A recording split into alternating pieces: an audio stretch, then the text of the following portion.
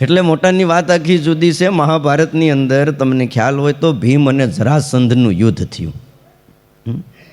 કૃષ્ણને થયું કે આ જીતાશે નહીં, ત્યારે પરમાત્માએ તેને 2 પગ વચ્ચે ઝાલી ચીરી નાખવાની આજ્ઞા કરી. પીપળાનું પાન કે કંઈક લીધું અને આમ કરીને આમ કટકા કર્યા. એટલે ભીમને ખ્યાલ આવી ગયો કે ભગવાન મને ચીરવાનું કહેશ. પણ પછી એટલી બુદ્ધિ પછી હોવી જોઈએ. અમુક વાત ગુરુની હાનમાં સમજે ને એટલી જ પછી આપણામાં લાયકાત હોવી જોઈએ, ને કે ઓલા કઈ કઈને થાકી જાય. હવે એ વખતે કઈને સમજાવવા જવા એક બાજુ ઊભા રહીને ભીમને કહેવાય કે તું આમ કરી, એમ ન કહેવાય. યુદ્ધ ચાલુ થઈ ગયું હતું અને જરાસંધ એવો જો બળ્યો હતો. જરા નામની રાક્ષસીએ 2 ફાડિયા હાંધીને કર્યો હતો આને. તો એટલે આ કોઈથી મરે એમ નહોતો, અને આખો વજ્રનો હતો પાછો. બોલો, ગમે ત્યાં મારો વાગે જ નહીં.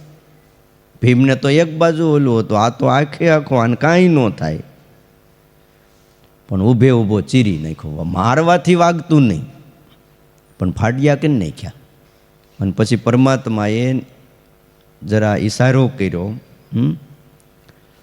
અને વચ્ચે શિવલિંગ કરી દીધું. તે 2 ફાડિયા ભેગા ન થયા. જ્યારે ભીમે એમ કર્યું ત્યારે જરાસંધની હાર થઈ. એમ આપણે આત્મારૂપ થવા માટે દેહ અને આત્માના ફાડિયાને શું કરવું પડે ભાઈ? જુદા કરવા પડે. કારણ કે આપણે શું તો જુદા તો કરીએ છીએ, કથા વાર્તા વાગ થાય ત્યારે ઓલો કેમ જળમાં તળાવમાં લીલ જામી ગયો, લાકડી મારો એટલે લીલ જુદી પડી જાય. પણ લાકડી મારીને જરાક આઘા પાછા જાવ ને ત્યાં વળી પાછી લીલ બધી ભેગી થઈ જાય.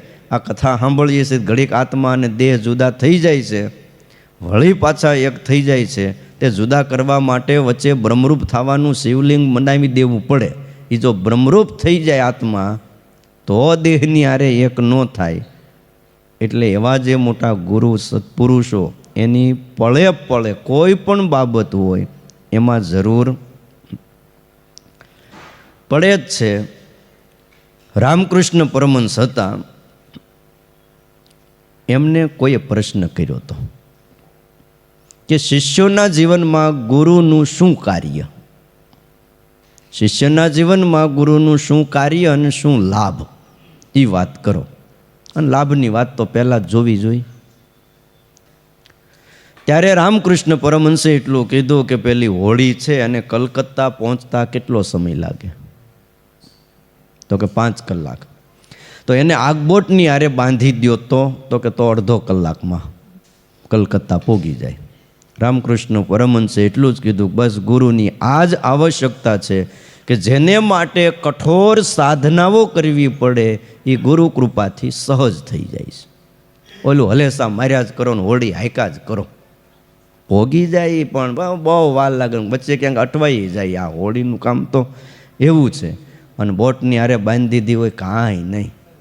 જો બોલો, બેઠા રહ્યો, સૂઈ જાઓ, ચિંતા જ નહીં કાંઈ. પછી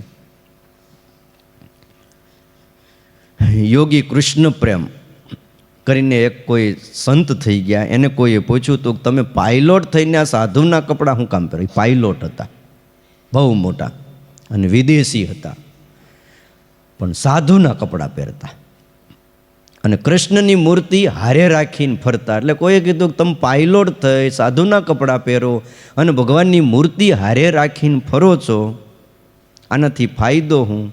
ત્યારે એણે ઉત્તર આપ્યો, બહુ સરસ વાત છે કે જે મારી પહેલાં આ માર્ગે ચાલીને સુખિયા થયા છે, બસ એમના અનુભવ વડે એમણે જે રસ્તો ચીંધ્યો છે એ રસ્તે હું જાઉં છું. મારી પહેલાં જે થયા એ ભગવાનની મૂર્તિ રાખતા હતા અને એ આવી રીતે ભજન ભક્તિ કરતા હતા. બસ એણે મને માર્ગ ચીંધ્યો છે, હું એ રસ્તે જાઉં છું. વિચાર તો કરો, જરૂર પડે છે ગુરુની. આરબ દેશની અંદર આરબો રેતીમાં ઊંટ લઈને ફરતા. અત્યારનું આપણે દુબઈ સમજો, એ બધા જે દેશો છે એ બધામાં રેતી સિવાય કાંઈ નથી, રણ કહેવાય. બિચારા વર્ષો સુધી ઊંટ લઈને જ ફરતા હતા. કોઈને ખબર નહોતી કે આની નીચે અખૂટ તેલનો, ઓઇલનો, ડીઝલનો, પેટ્રોલનો જે ગણો તેનો ભંડાર છે. એ બધું તેલમાં જ આવે, તેલી પદાર્થ કહેવાય બધું. પણ યુરોપિયનો આવ્યા અને એણે ખોલી બતાવ્યું તો આજે ત્યાં મોટી મોટી સમૃદ્ધિની રેલમ છેલ છે. કોઈક બતાવનારા ગુરુ મળ્યા ત્યારે કામ થયું. બાકી હતું તો ઘણું, ઊંટ લઈને બિચારા ફરતા હતા ને મોજ કરતા હતા. એમ આપણી અંદર પણ અનંત શક્તિ છે, પણ આપણને એની ખબર નથી. અને બતાવનારા ગુરુ મળે ત્યારે એ કામ થાય. એટલા માટે કહે છે કે એવા ગુરુઓનું, મોટા પુરુષોનું શું કરવું? સન્માન કરવું. વાલિયો લૂંટારો જ હતો. એક દિવસ જંગલમાં નારદજી મળ્યા, લૂંટવાનો પ્રયત્ન કર્યો. નારદજી એટલો જ પ્રશ્ન કર્યો કે તું આ પાપ કોના માટે કરીશો ભાઈ? તો કુટુંબ માટે. તો કે શું એ તારા પાપના ભાગીદાર છે? બહુ શોર્ટ એન્ડ સ્વીટ જ વાત કરી છે નારદજીએ, ત્યાં કાંઈ પારાયણ નથી કરી. તો કે એ ખરેખર ભાગીદાર છે? તો કે હા. તો કે પૂછીને આવ્યો. પૂછવા ગયો, કોઈ સંબંધી એના પાપમાં ભાગીદાર ન થયા અને આને સત્ય સમજાઈ ગયું. અને નારદજીને કીધું મારું કલ્યાણ કરો, પગ પકડી લીધા. તો આટલું બધું મેં પાપ કર્યું કોના માટે? જેના માટે કર્યું કોઈ ભાગીદાર છે નહીં. તો હવે હું કહું એમ કરી લે, તને મંત્ર આપું. મંત્ર આપ્યો રામ. અને રામ નામ શીખવું ને ભાઈ વાલિયો લૂંટારો વાલ્મીકી બની ગયો. ઉલટ નામ જપત જગ જાની, વાલ્મીકી ભયે ભાઈ બ્રહ્મ સમાની. નામ રામ રામ રામ રામ રામ કરતાં કરતાં મરા મરા મરા મરા થઈ ગયું. બહુ જપ કરતા ને રામ રામ રામ રામ રામ મરા મરા મરા મરા મરા. પછી ખબર ન રહી મંત્ર હું આપ્યો છે, કારણ ખબર જ નહોતી. કોઈ દી મંત્રોના જાપ નહોતા કર્યા, પણ ઉલટ નામ થઈ ગયું. પણ ઠાકોરજી હવળું કરીને જ વાંચ્યું. પરમાત્મા એવા છે કે આપણે ઉલટું કરીને તોય હવળું જ વાંચે, અને માણા એક એવા છે કે આપણે હવળું કરીને તોય ઊંધું જ વાંચે. ઊંધું લેવાનો સ્વભાવ પડી ગયો છે. એટલે વાલા ભક્તજનો, જરૂર પડે છે એવા મોટા સદગુરુની. તુલસીદાસજી થઈ ગયા. તમે નામ સાંભળ્યું છે.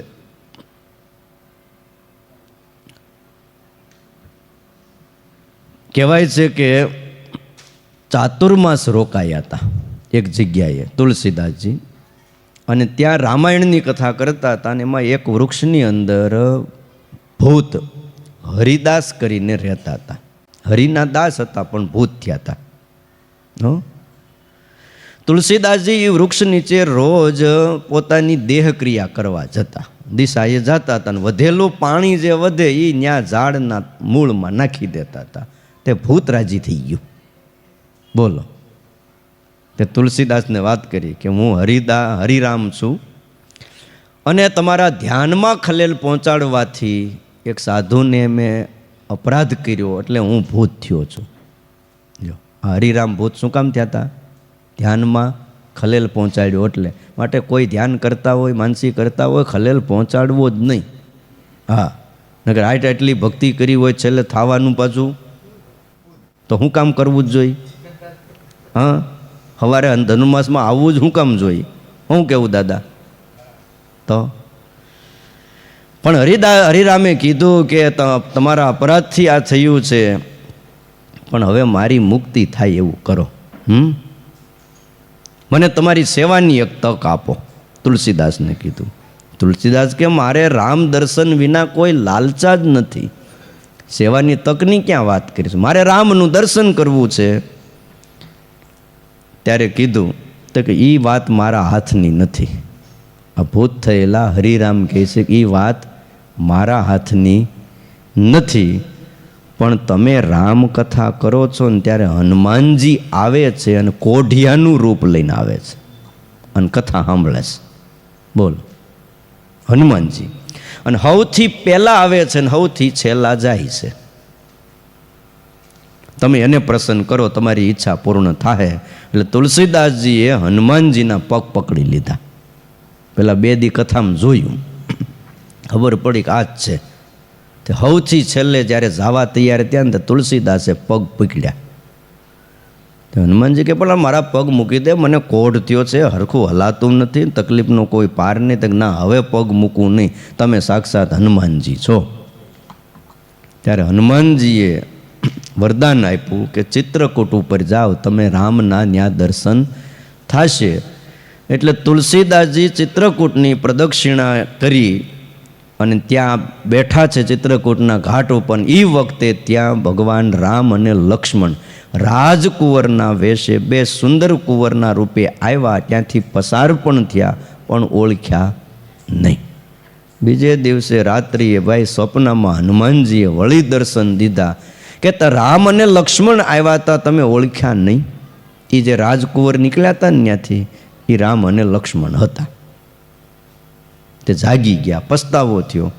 તે જાઓ સવારે ફરીને દર્શન થાય. તે સંમત 1607ની સાલમાં મૌની અમાસનો દિવસ હતો. સવારે રામઘાટ ઉપર મેળો હતો અને લોકોની ભીડ જામી હતી. અને તુલસીદાસજી રામનું નામ લેતા લેતા ચંદન ઘસતા હતા. અને એ જ વખતે એક સુંદર યુવાન આવ્યો. આવીને એમણે એટલું જ કીધું, મને તિલક કરી દો, મને તિલક લગાવી દો. કે તે તુલસીદાસજી આમ હેઠું જોઈને ચંદન ઘસતા હતા ને આ સહેજ આમ ઉપર જોયું, હાથમાં ચંદનનું લાકડું, નીચે ઓરીસો ઘસવાનો. એ હાથમાં લાકડું એમનું રહી ગયું અને વૃત્તિ રામની અંદર ચોંટી ગઈ. ખ્યાલ આવી ગયો કે આ રામ છે.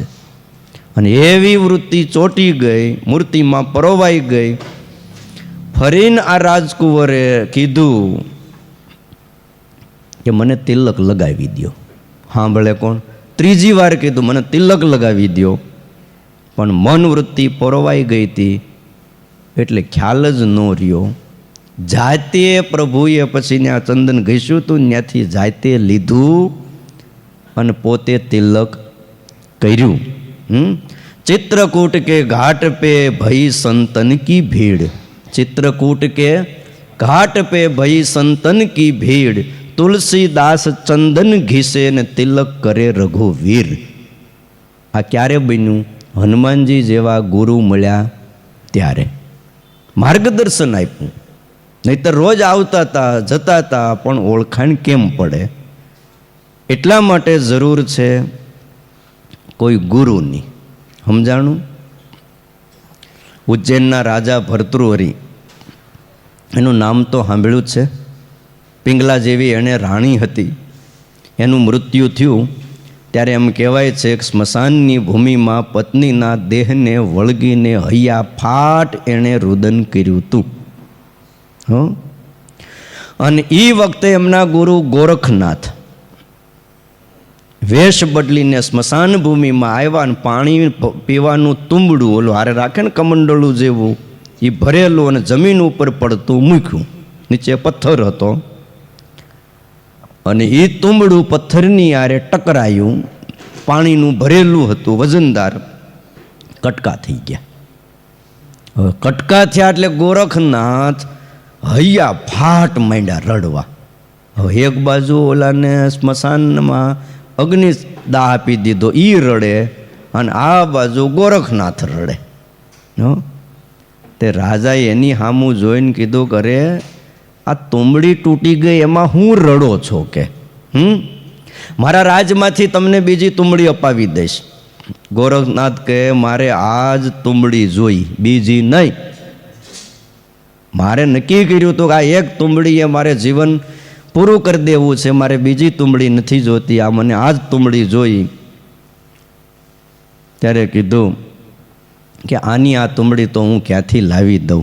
આના કરતાં પણ સારી કયો તો હું રાજમાંથી બનાવી દઉં. ત્યારે ગોરખનાથે કીધું કે રાજન, હું તો રાહ જોતો તો કે તારા રડવાથી જો તારી રાણી પાછી આવી જતી હોય તો મારા રડવાથી મારી તુંબડી કેમ પાછી ન આવે? હું જોઉં છું તુંય રડ ને હુંય રડી, બે અરે તને એમ છે કે રડું એટલે રાણી પાછી આવી જાય, રાણી પાછી આવવાની નથી. તે બોલો રાજા જાગી ગયો. ઝાટકો એવો લાગ્યો ને ભર્તૃહરિને, જાગી ગયો. ત્યાં ગોરખનાથ એના અસલ રૂપમાં આવી ગયા અને રાજાને અંતરદ્રષ્ટિ થઈ ગઈ અને પ્રણામ કર્યા અને રડવાનું બંધ કરી દીધું.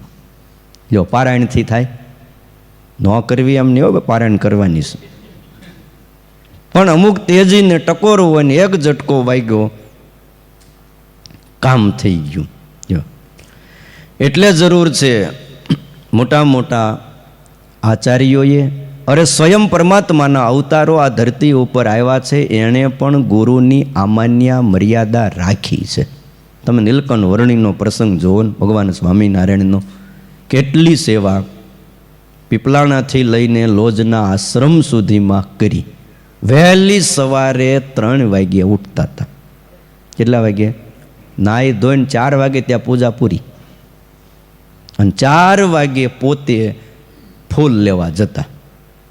ફૂલ લઈ આવે, ગુરુની પૂજા પાથરી દે, જળ ભરી આવે, ચંદન ઘસી દે, અને હાર બધું બનાવી, અને ગુરુ નાહી ધોઈને આવે ત્યાં પૂજા કમ્પ્લીટ તૈયાર હોય.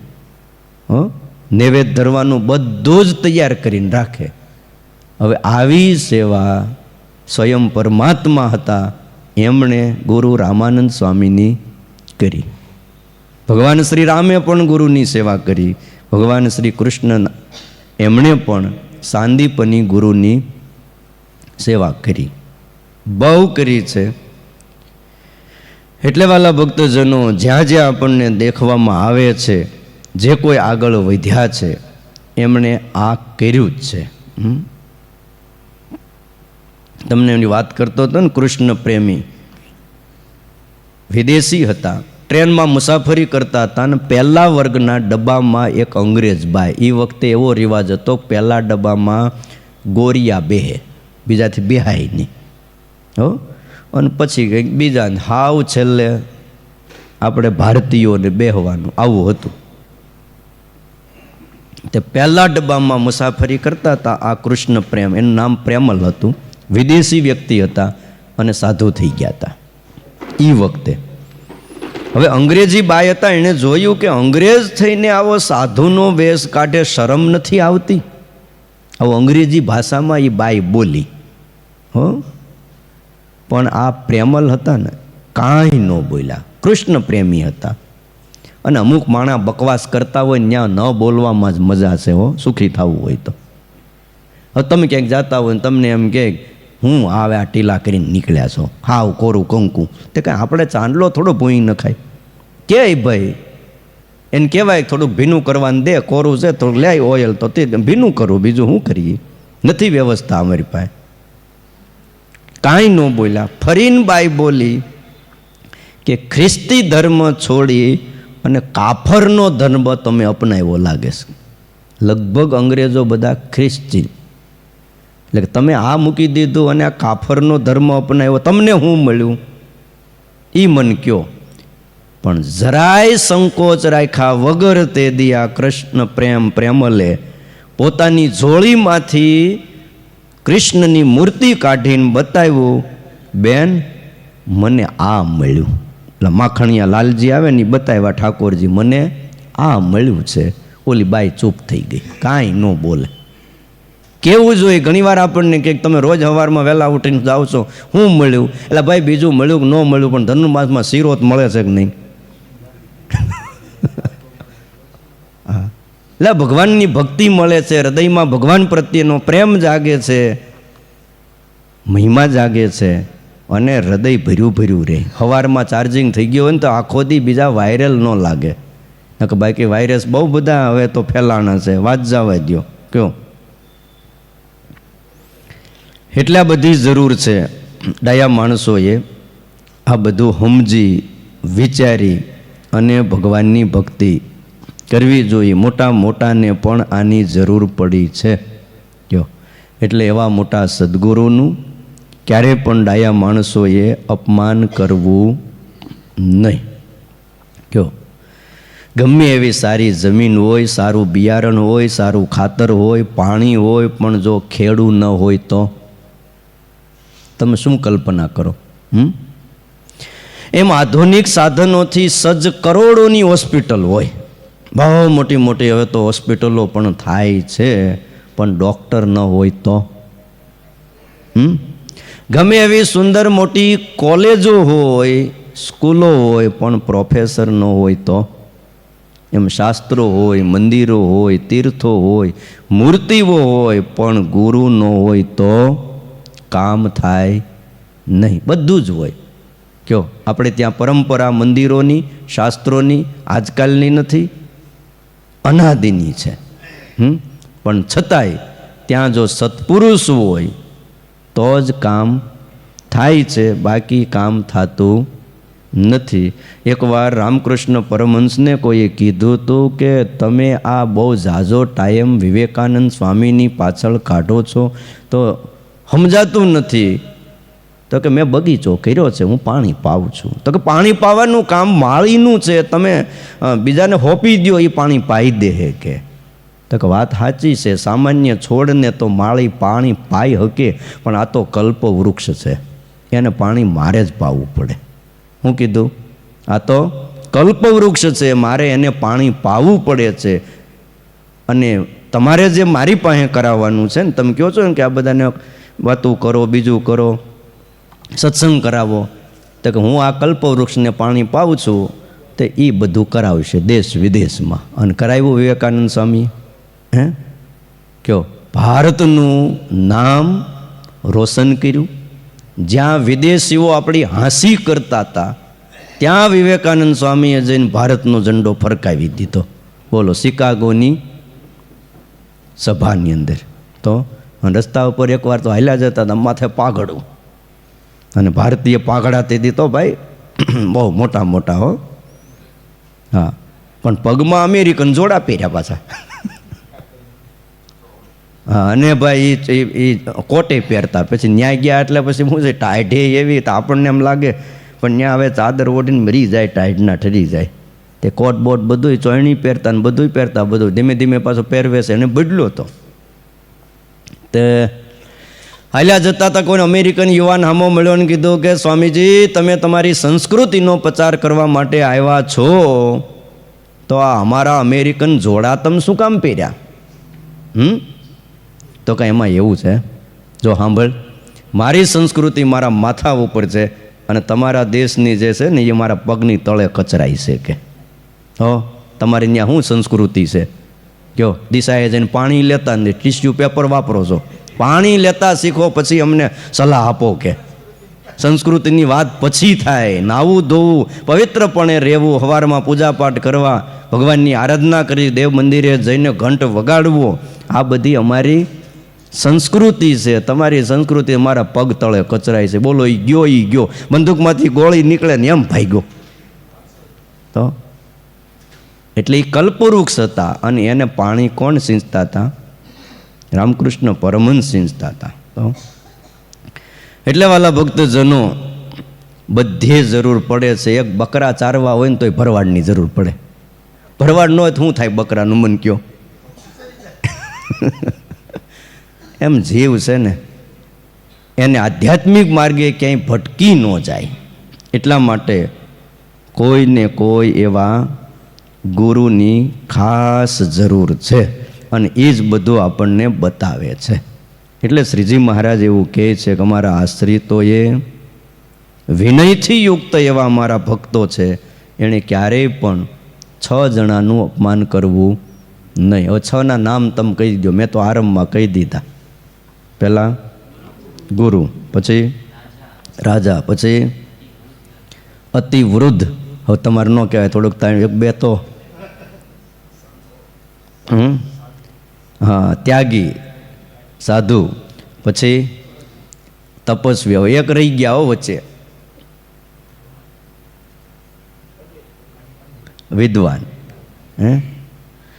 ગુરુ, રાજા, અતિવૃદ્ધ, ત્યાગી, સાધુ, વિદ્વાન અને તપસ્વી, આ 6 જણાનું અમારા આશ્રિતોએ ઊભા થઈને સન્માન કરવું.